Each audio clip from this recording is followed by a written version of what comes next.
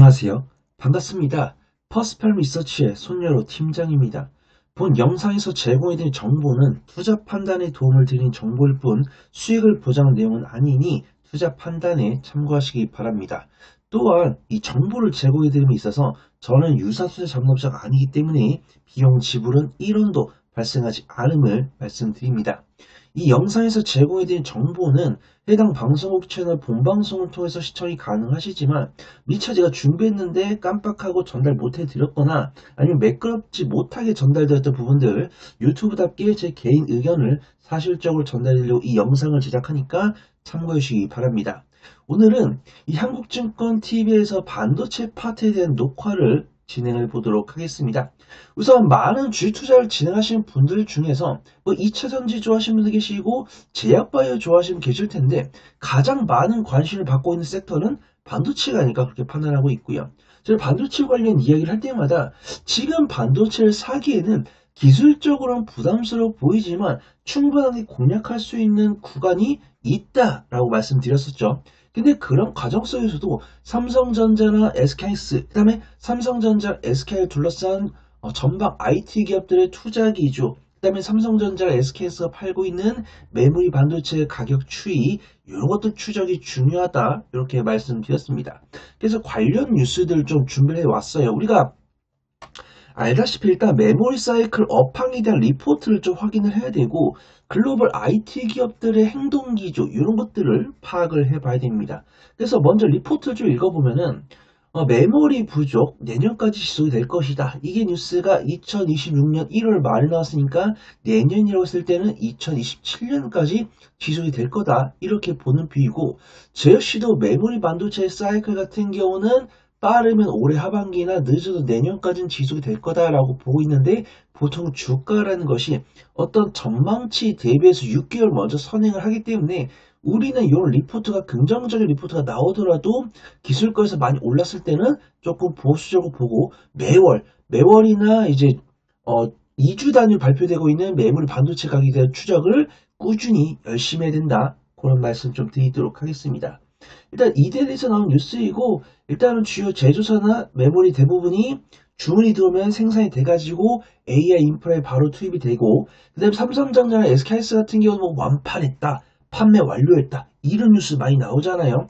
그렇기 때문에 삼성전자, SK하이닉스 실적은 당분간 1년 반에서 2년 가까이는 유지가 될 가능성이 높아 보인다 그렇게 좀 평가할 수 있습니다. 그러면 글로벌 전방 기업들은 뭘 하고 있을까요? 일단 엔비디아 같은 경우는 여전히 투자를 진행하고 있습니다. 엔비디아 같은 경우는 코어위브 데이터 센터 운영업체 코어위브에 20억 달러 우리 하나로 하면은 3조 가량을 추가 투자를 한다고 했는데 일단 엔비디아 같은 경우는 굉장히 좋습니다. 왜냐면은 그들이 투자를 해가지고 데이터 센터를 지었는데 그 데이터 센터 운영을 위한 GPU를 엔비디아 자신들의 GPU를 만들어 줘야 되기 때문에 엔비디아 같은 경우 자신들이 투자한 자금을 고스란히 되찾을 수가 있어요. 이런 부분들은 굉장히 좋다라고 판단하고 있고 근데 우리가 보수적으로 봐야 되는 부분도 있습니다. 우리가 이 엔비디아의 대항마다라고 생각하는 기업들이 분명히 있으실 거죠.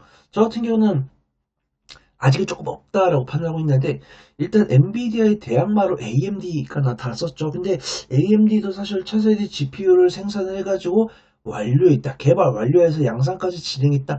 이런 뉴스 나오고 있는데 엔비디아를 뭐 때려눕혔다. 이런 뉴스들은 안 들리고 있으니까 일단 AMD는 조금 힘에 붙이고 있다. 이렇게 평가할 수 있고 두 번째 대항마로 두고 있는 종목은 MS죠. 마이크로소프트가 마이어 200을 공개하면서 엔비디아에 대한 의존도를 탈피를 시도한다. 확실하게 엔비디아가 만들고 있는 GPU가 성능이 좋고 엔비디아에서 제공하고 있는 AI 소프트웨어랑 궁합이 좋지만 비싼 게 사실이거든요. 그렇기 때문에 그 덕분에 이제 엔비디아가 엄청난 이익률을 제공하고 있는데 MS나 AMD 같은 경우 확실히 좀 가성비로 싸움을 걸고 있는 상황입니다.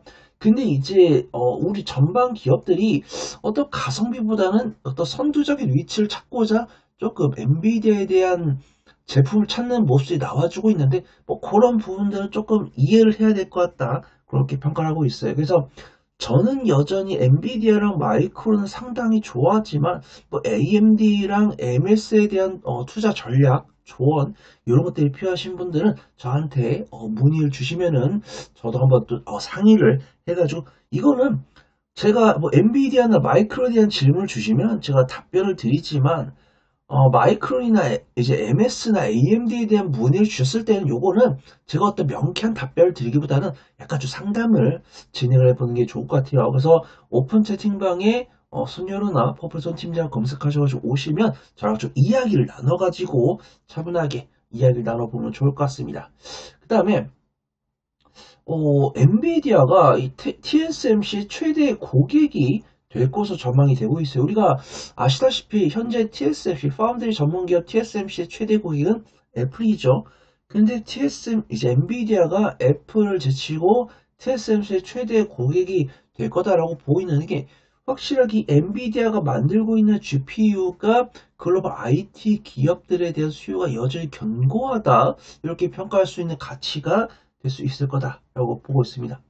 일단 제가 삼성전자랑 SK하이닉스에 대한 뉴스를 몇 가지 갖고 왔는데 일단 삼성전자에 대한 긍정적인 뉴스부터 좀 볼게요. 삼성전자 초격차 승부수 HBM4 내달 양산 판 뒤집기 나섰다라는 고입니다. 일단은 삼성전자 HBM3E 같은 경우는 엔비디아에 이제 뚫었고 HBM4 같은 경우도 엔비디아의 콜 테스트를 진행을 하고 있는데 콜 테스트 통과 여부는 아직 확인되지 않았어요. 근데 삼성전자가 이 파운드리 수율도 25%에서 거의 45%까지 올렸고 HBM4 같은 경우도 내달 양산한다고 했기 때문에 이에 따른 이제 판매가 진행됐을 때 그 낙수 효과 그로 인해서 삼성전자의 호실적도 기대가 된다 이런 내용인데 보수적으로 봐야 될 내용은 우리 아시는 분도 아시겠지만 SK하이닉스 같은 경우는 자사주를 소각을 했거든요.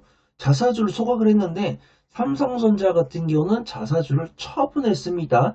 이 자사주를 처분했는데 소각이 아니고 임직원들의 성과로 지급했다. 이런 뉴스 나오고 있는데 일단 시장에서는 부정적으로 받아들이고 있지는 않은 것 같아요. SK스 같은 경우도 자사주를 소각했다라는 뉴스가 나왔죠.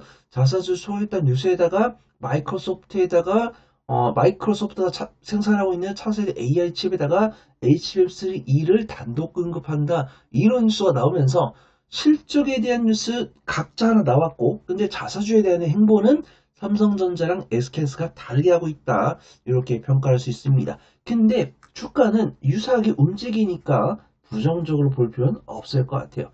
자, 일단 삼성전자부터 보도록 하겠습니다. 일단 삼성전자 같은 경우는 1월 29일에 실적 발표했죠. 1월 29일에 실적 발표했는데 그거를 이제 단기적인 트랙션의 재물로 사용하고 있는 것 같아요. 오늘이 이제 2월 3일인데 삼성전자 같은 경우 1월 29일 실적 발표하고 꾸준하게 지금 이틀 연속 하락을 했는데 사실은 이 뉴스가 언제냐면 조금 음봉과 양봉이 길죠. 지금 음봉과 양봉이 긴데 이거는 미국의 연준 의장의 케빈 허씨가 이제 지명이 돼서 그런 이제 불확실성. 왜냐면 케빈 허씨가 좀 매파이기 때문에 우리는 기준금리 인하를 원하고 있는데 케빈 허씨가 연준 의장에 당선이 되면은 지명이 됐으니까 기준금리 인하 기조가 약화될 거다. 이런 이야기 나오면서 삼성전자 실적 발표 플러스 케빈 허씨 리스크 이 두 가지였는데 오늘 이제 뉴스 보면은 케빈 허씨가 연준 의장에 지명이 됐음에도 불구하고 기준금리 인하 기조를 유지할 거다. 우리가 알고 있는 케빈 허씨는 매입함에도 불구하고 기준금리 인하 기조를 유지할 거다. 이런 기대감이 나오면서 오늘 강하게 반등하는 모습입니다. 그래서 삼성전자랑 SKS 같은 경우 좀 매수 이제 기회가 올 것 같아요.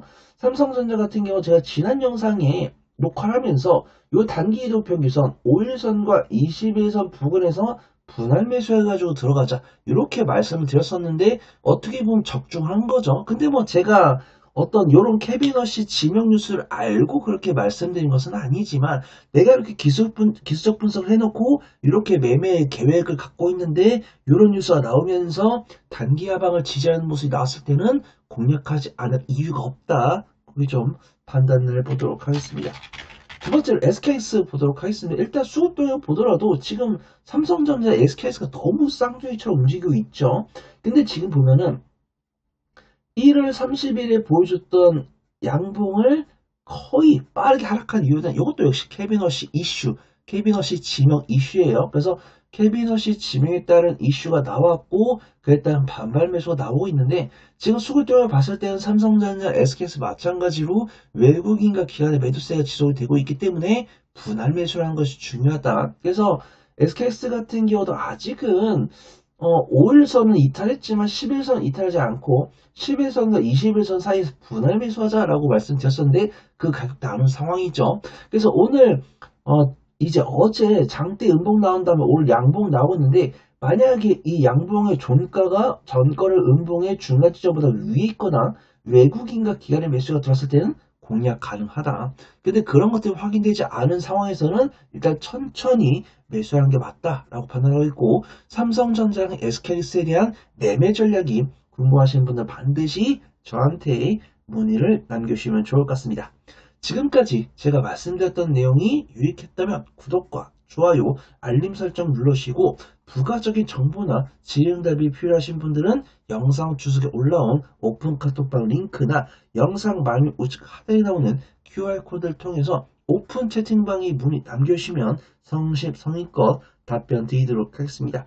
주석을 못 찾겠거나 폰이 하나밖에 없어서 QR코드를 못 찍겠다라고 하신 분들은 카카오톡 오픈 채팅방에 손녀로 혹은 퍼플이 손팀장을 검색하시면 제 얼굴이 달린 오픈 채팅방이 있습니다. 거기로 오시면 됩니다. 저는 정보를 제공해드림에 있어서 유사투자 자문업체 아니기 때문에 비용 지불은 1원도 발생하지 않음을 말씀드립니다. 저는 더 좋은 투자 정보로 돌아올게요. 고맙습니다.